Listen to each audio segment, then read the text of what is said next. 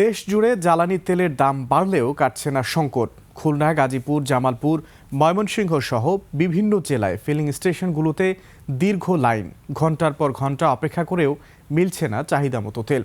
প্রতিনিধিদের তথ্য ও ভিডিওতে মনোয়ার হোসেনের রিপোর্ট। I am Ox.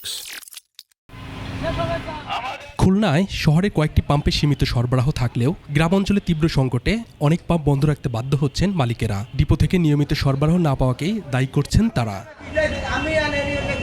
গাজীপুরেও একই চিত্র। সকালে বেশিরভাগ পাম্পে ডিজেল সরবরাহ থাকলেও পেট্রোল ও অকটেনের তীব্র সংকট। বাস, ট্রাক, প্রাইভেট কার ও মোটরসাইকেলের দীর্ঘ সারি দেখা গেছে। একাধিক পাম্প ঘুরেও তেল পাচ্ছেন না চালকরা।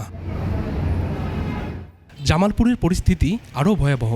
জেলার 17টি পাম্পে দিনরাত লাইন ধরে দাঁড়িয়ে আছেন পরিবহন শ্রমিক ও কৃষকরা। কেউ কেউ 12 থেকে 24 ঘন্টা অপেক্ষার পর তেল পাচ্ছেন। এতে সময় মতো পণ্য পরিবহন না হওয়ায় ক্ষতির মুখে পড়েছেন ব্যবসায়ী ও শ্রমিকরা। সেচ কাজে জ্বালানি না পেয়ে বিপাকে কৃষকরাও। গতকাল রাত 7টা, এখন বাজে হলো কি আপনার 11টা, এখনো সিরিয়ালে আছি। আমরা নিয়মিত তেল না হয় আমাদের অনেক লস হচ্ছে। আমি তেল নিয়ে আসছি, 2 লিটার করে তেল দেয় আমার, 2 লিটার করে তেল হয় না। 6 ভাই আবাদ করছি, 2 দিন পর পানি দেওয়ার লাগে। আজ 4 দিন ধরে পানি দিতে পারতাছি না তেল বেগরে। আজকে আসছি পাম্পে তেল নিবার, অনেকক্ষণ ধরে দাঁড়াই আছি এই তেলের জন্য। 2 ঘন্টা পার হয়ে গেছে, তবুও তেল পাইতাছি না। ময়মনসিংহের ভালুকায় তেল সংকট ঘিরে উত্তেজনা চরমে পৌঁছেছে। একটি ফিলিং স্টেশনে হাজারের বেশি যানবাহন জড়ো হওয়ায় বন্ধ হয়ে যায় সড়কের যোগাযোগ। প্রায় 3 কিলোমিটার এলাকা জুড়ে সৃষ্টি হয় যানজট। পরিস্থিতি নিয়ন্ত্রণে মাঠে নামে প্রশাসন। রংপুরে পরিস্থিতি আরও তীব্র আকার ধারণ করেছে। বিভাগের 35টি ফিলিং স্টেশনের মধ্যে একটিতে সীমিত পরিমাণ অকটেন বিক্রি হচ্ছে।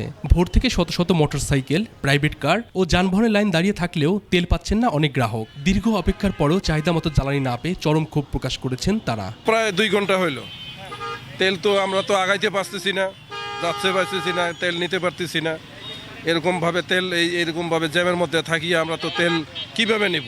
সরকার তো বলে তেলের মজুত আছে অনেক, কিন্তু আমরা যখন পাম্পে আসি তখন সিরিয়াল ধরে থাকতে হয় প্রায় 3-4 ঘন্টা।